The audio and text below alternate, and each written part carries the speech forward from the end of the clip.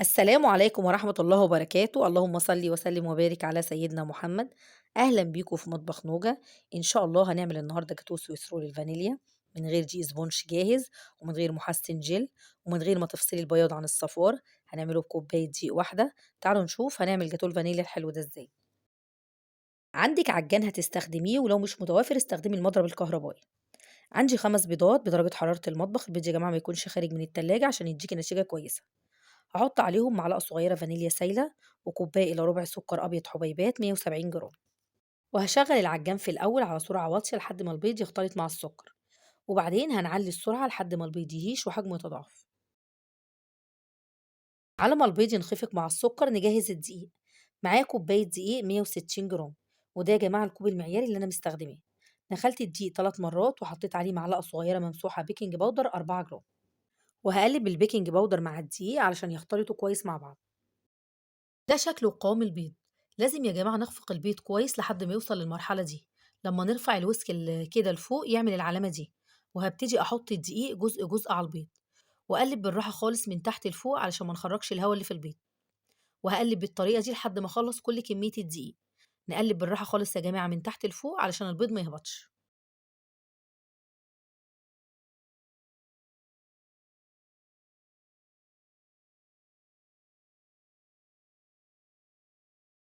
بعد ما الدقيق امتزج مع البيض، دول 30 جرام مية وعليهم 30 جرام زيت، وهنزل بيهم جزء جزء على خليط الكيك.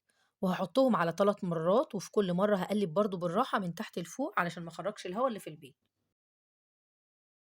ده صاج 30 في 40 دهنته زيت وحاطه فيه ورق زبدة، ودهنت فوق ورقة الزبدة زيت برضو، وهحط فيه خليط الكيك. وهوزع خليط الكيك في الصاج كله عشان لما يستوي ما تبقاش حتة عالية وحتة واطية.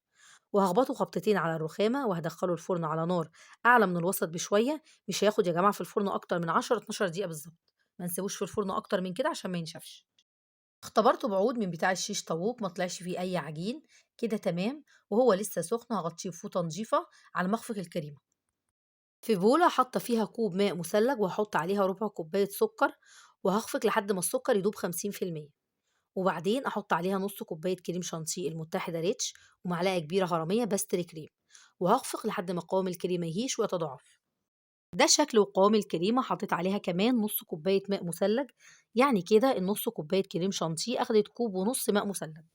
الاسبونش أنا ما سبتوش يبرد، مجرد إن أنا خفقت الكريمة. يعني هو كده دافي. بسكينة وهسلك الحروف بتاعة الصاج، وهحط عليها ورقة زبدة. ورقة الزبدة اتقطعت لأنها كانت آخر قطعة في البقرة. هتقلبيها على كرتونة نتيجة أو أي صاج أو أي حاجة متوفرة عندك. وهشيل ورقة الزبدة وهقلبه تاني.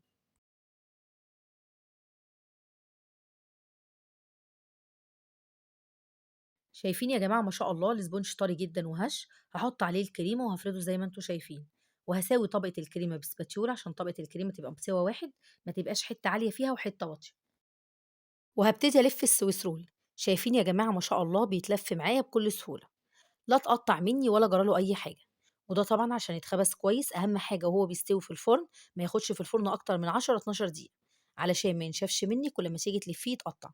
وطريقة الاسبونش دي يا جماعة سهلة جدا واقتصادية. طريقة الاسبونش دي يا جماعة مش محتاج أول ما يخرج من الفرن تلفيه في ورق زبدة، وترجعي بقى تفردي وتحشي تاني. كده تمام. هلف السويس رول في ورق زبدة وأقفله من الجوانب. أقفل الورق من الجوانب، وهلفه في ورق فويل، وأقفل من الجوانب زي البونبونية. وهحطه في الفريزر لمدة يوم كامل.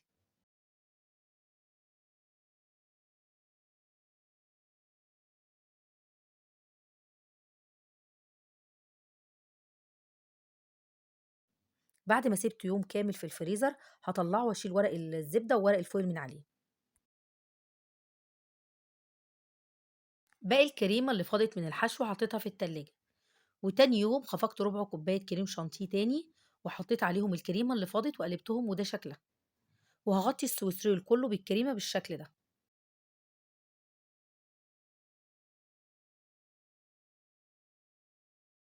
وبسك رابر وهابتدي اسوي الكريمة. ومش مهم نضبطها أوي لأن أنا هاعملها شكل زجزاج فمش هيبان منها حاجة. وده سكرابر مشرشر، وهابتدي أمشيه على الكريمة بالراحة علشان يديني شكل الزجزاج.